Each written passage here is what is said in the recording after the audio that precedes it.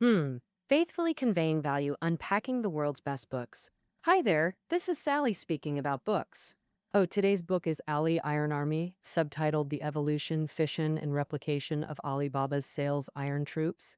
Back in 1999, Jack Ma founded Alibaba in Hangzhou, an online business for global trade.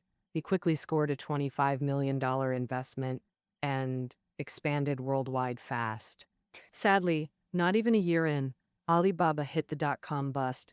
With no profit model and no fresh cash, they were in deep crisis. So, how'd Alibaba survive that icy internet winter? Well, that's where this team comes in. Dubbed Ali Iron Army by Ma. Officially, it's called China Supplier, a direct sales squad pushing paid memberships for Alibaba's site early on. After 2 years of grinding, the Iron Army bagged over 1 million paid users, helping Alibaba turn its first profit in October 2002. Now that they'd weathered the storm, why did Alibaba set up this Iron Army? So, how'd the Iron Army pull it off? What made it so darn special? Ali Iron Army. The book has the answers.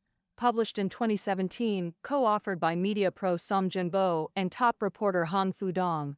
They dug deep, interviewing key folks from Ma to the frontliners, gathering tons of first-hand stories to show the Iron Army's birth and how they became this offline promo dream team. All right, I'm going to break this down into two parts, uncovering the secrets of how the Iron Army won. First up, what did the Iron Army go through from start to boom? Second, how come the Iron Army pulled it off? For part one, recovering the Iron Army's journey, split into birth, growth, and split phases. Kicking off with the first stage, how the Iron Army came to be. In 1999, Alibaba rolled out Alibaba.com for global wholesales. Sellers worldwide could list their stuff for free. Buyers could hunt down suppliers easy. With a $25 million boost, Alibaba went global. They opened up spots in Hong Kong, the US, Korea, and more, but growing too fast burned through cash.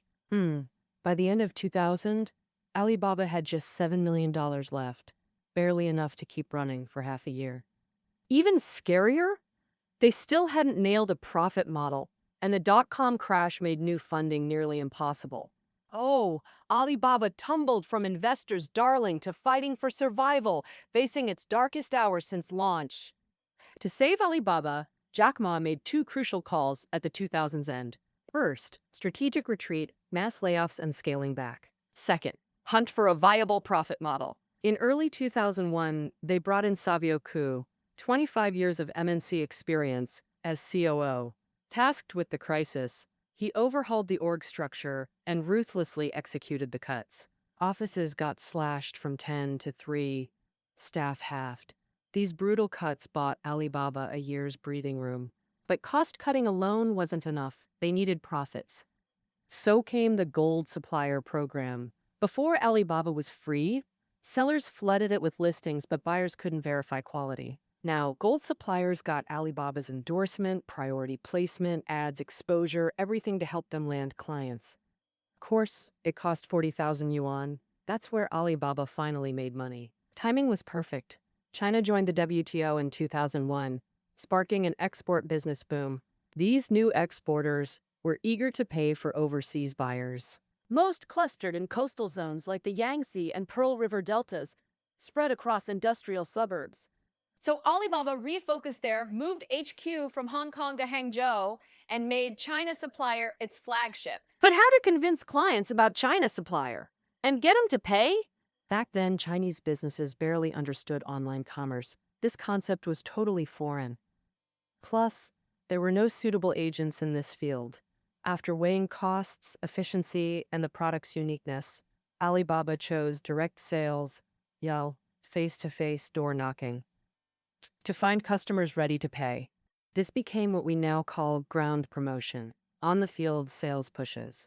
Alibaba's direct sales force, legendary for iron-willed execution, earned the name Ali Iron Army. So now, the team was set. Their mission? Sell China Supplier, focus on coastal regions, and stick to direct sales. Next phase, growth. The Iron Army honed their sales game to make Alibaba profitable. Early deals mostly came from phone sales. Reps in Hangzhou HQ would cold call leads, then travel for face-to-face pitches. Then salespeople Lei Yankun and Lu Jianlu tested station sales targeting rival global sources hotspot. In Yongkang, Zhejiang, they'd call from hotels if interested, they'd rush out for on-the-spot meetings. After pitches, they'd scout nearby businesses. Result? 7 deals in 2 weeks versus just 2 before. Alibaba analyzed this. Station sales meant faster deals and better efficiency. Yongkang's model spread fast. Reps flooded industrial cities, sales boomed. But soon, they hit a wall. After 3 months in Yongkang, Lei and Luo ran dry. They'd exhausted all leads. So they started cold knocking, just showing up unannounced. Cold knocking meant skipping calls and going straight to decision-makers' doors. Oh, they unearthed tons of hidden clients and boosted Alibaba's local rep. Cold knocking worked wonders. After 1 year, China Supplier outsold all rivals in Yongkang. Oh, global sources, Lei Yankun and Lu Jianlu, became famous ace salespeople in the Ali Iron Army. After that, station sales plus cold knocking became the main sales model for the Ali Iron Army. In October 2002, the China Supplier Project turned profitable, Alibaba's first ever moneymaker. It was this project's revenue that propped them up. Alibaba weathered the icy winter of the 2000 dot-com bubble burst, riding the wave after China joined the WTO. With private enterprises booming, China Supplier's profits tripled yearly. But the Iron Army's journey wasn't smooth sailing. In 2003, SARS swept across the nation, a massive blow for a company just 4 years old. During SARS, to handle the outbreak, over 400 Hangzhou employees were ordered into self-quarantine and worked from home.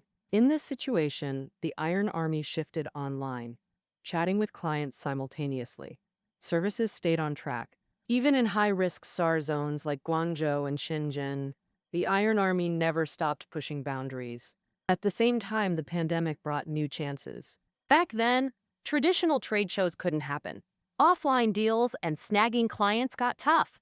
Loads of businesses went online to hunt for buyers or suppliers. Amid this crisis, China Supplier's performance skyrocketed. Clients doubled from 2002 with 185 million monthly visits. Browsing over 2.4 million listings with 1.9 million members worldwide, trading via Alibaba, China Supplier's profits laid the groundwork for new innovations. In 2003, Alibaba invested 100 million yuan during SARS to launch Taobao. In just a year, it cracked the global top 20, and by 2005, it fully beat eBay. Oh, During the fast growth phase, the Iron Army polished sales tactics, making station sales plus cold knocking their go-to model. They successfully helped Alibaba turn profitable, backing its expansion into new areas. Now to the third phase. The Iron Army supported Alibaba Group's other ventures through ecosystem replication and fission. After 2011, Alibaba's online biz exploded, but China Supplier's old-school sales felt outdated and undigital. The Iron Army faced fresh hurdles. Oh, back then, national lead Pan Kun overhauled China Supplier's sales model. They used to just sell one paid membership. Now Pan Kun pushed a 1++ model centered on client needs. 1 being the core membership, N being bundled Alibaba solutions like My Bank loans, solving Taobao sellers' cash flow crunches, or Yidatong tackling customs and logistics for export shops. Salespeople shifted from traditional pitching to consultative selling, offering one-stop solutions. Despite huge resistance, the results? Fantastic! With nearly unchanged headcount, the Iron Army hit targets while driving paid users to other group products, creating triple wins. Clients got full solutions, salespeople boosted performance, Alibaba scored higher revenue. The Iron Army didn't just promote group products, they supplied talent too. Like in October 2015 when Ma unveiled Alibaba's 3 strategies, globalization, rural e-commerce, big data, the Iron Army took charge of executing rural e-commerce. By end 2016, they deployed 760 over people to rural projects, rural Taobao, retail Tong, for urban shops, farm produce, traceability. nearly a quarter of their total force. Take tier 4 or 5 cities and urban outskirts. Huge e-commerce potential there. But stationing Alibaba staff directly? Management headaches and high costs. So came Zhonggong Partners, Zhonggong being short for China supplier. Alibaba opened internal entrepreneurship channels, encouraging top Iron Army vets, current or former, to start local teams promoting e-commerce. Alibaba provided platform and support plus profit sharing, growing partners into external task forces. Think of him as freelance Iron Army. Take Li Chuan. After 7 years, he left Alibaba in 2015, gave up stock options, joined partners, and launched his own venture. In Changzhou, Liang area agents sell Alibaba Group's China supplier and other biz products. His company's training, promotions, and monthly reviews strictly copy the Iron Army model. Quickly, Li Chuan became Changzhou's top performer. Oh, it's these freelance Iron Army members like Li who helped Alibaba reach Cree County. After Zhonggong Partners launched, China's supplier doubled. 3,500 people first hit 4.5 billion sales. By 2016, 3,000 hit 5+ billion while selling 4+ billion in other group products. Zhonggong Partners' success spread fast, spawning B2B export partners, rural Taobao partners, Tao partners, forming Alibaba's ecosystem Iron Army. By 2016, the ecosystem Iron Army topped 10,000, boosting coverage while easing Alibaba's staffing pressures. In the replication phase, the Iron Army exported talent, culture, and management to other units, becoming the Alibaba Group Iron Army, backing rapid growth. Part 1 covered the Iron Army's journey, but how'd this offline force win in the internet biz? Part 2 reveals their 3 winning moves: fierce execution, customer-first values, and killer structure. First move! Fierce execution! The Iron Army's got that never-quit spirit. Once goals are set, they go all out executing. Visit volume is sales bedrock. Only enough visits yield steady orders. Alibaba reps do 8 daily visits, working even while traveling between clients. They're either researching prospects or booking meetings. Back at night, prepping next day visits and rehearsing pitches. This visit and follow system ensures signing efficiency. But smart effort allocation? That's the real skill. The Iron Army's rule: spend 80% of your day on promising new leads. Promising is key, since repeat follow clients would have signed already. Even after tons of time, closing deals stay super inefficient, so smart reps ditch those clients and hunt fresh leads instead. Plus, strong execution ain't about stubborn grinding. Oh, the Iron Army's execution core? Scientific goal setting, quantifiable, traceable, controllable processes. They break annual goals into quarters and months. After getting split target setting, every team and rep sets personal goals at 130% higher. Then they slice personal goals into daily or monthly tasks, crafting sales tactics tailored to their region and clients. Everything's data-driven during execution, easy tracking and quick tweaks. Take Gan Juale, ex-Iron Army, later Meituan's COO. He brought this ops system to Meituan, fueling its group buy boom and training managers who won the food delivery wars. The Iron Army's second weapon, customer-first values. From day one training, Alibaba salespeople get this drilled in. Clients come before commissions. Reps shouldn't chase sales targets first. They prioritize client value. Their role? Consultative sellers offering top-notch solutions, like Huang Rongguang, first Iron Army rep to crack $1 million yuan annual sales. He deeply researched each client's real needs before visits. If small and big orders worked equally, he'd recommend small, saving clients money, while others got kicked out by security. Clients invited Huang in and referred friends. Referrals? Way easier than cold pitches and way higher conversion. Oh, that customer-first ethos? That's how Hong became a legend. But during Alibaba's hypergrowth, rapid expansion shook those values. Then came the integrity scandal, a massive blow. In 2011, Alibaba got flooded with fraud complaints from overseas buyers. Internal probes revealed Iron Army salespeople were involved. In pursuit of high commissions, they signed up scam companies, even helped him join the platform. During 2009 and 2010, over 1,000 suppliers got caught in fraud each year. About 100 new salespeople were involved. That's 2% of the Iron Army. Oh, Alibaba staff actively aiding fraud? That sparked massive public outrage. Post-scandal, Alibaba fired offenders, reformed pay systems, and rebuilt customer-first values. Sun Lijun, now Alibaba Group VP, was once the Iron Army's top seller. At a sharing session, Sun bragged about his success. He kept visiting food boss Wu Guo, then weekly pestered their export manager, who then lied to Wu about Alibaba's results to secure the deal. But before Sun finished, Jack Ma cut him off publicly. Ma declared this tricked clients, violating Alibaba's values, and gave Sun a formal reprimand. The Iron Army's third weapon? A killer structure with 3 strengths. First, veterans mentoring rookies, seniors helping juniors. Sales teams often fail because old-timers hoard clients, leaving newbies stranded. The Iron Army built a powerful sharing system instead. They used a CRM assigning daily leads to each rep. 30 to 50 leads, uncontacted within deadline, they got recycled. This pressured vets while feeding rookies resources, stopping hoarding and balancing fairness with efficiency. Beyond leads, they shared tips and war stories too. Many teams huddled nightly to debrief. What clients they met, feedback received, how handled. Alibaba forged a culture where managers join pitches, share resources, and teach juniors hands-on. When newbies pitch clients, their manager joins at key moments to seal the deal. No commission taken, credit goes to the rep.